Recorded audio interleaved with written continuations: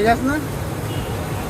আসসালামু আলাইকুম। আমাদের একটি কাস্টমার খুলনায় যাবে, তার বাসায় পার্সেলগুলো নিয়ে যাবে। এটা হচ্ছে ভুড়ি, গরুর ভুড়ি, 1 কেজি ওজন সাইজে।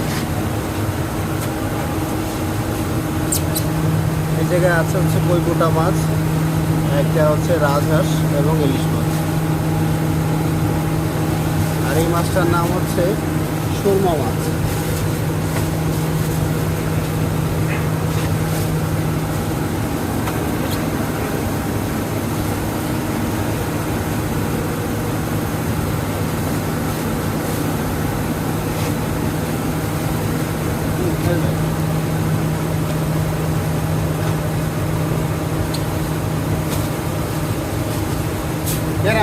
এগুলো 3 কেজি একের না।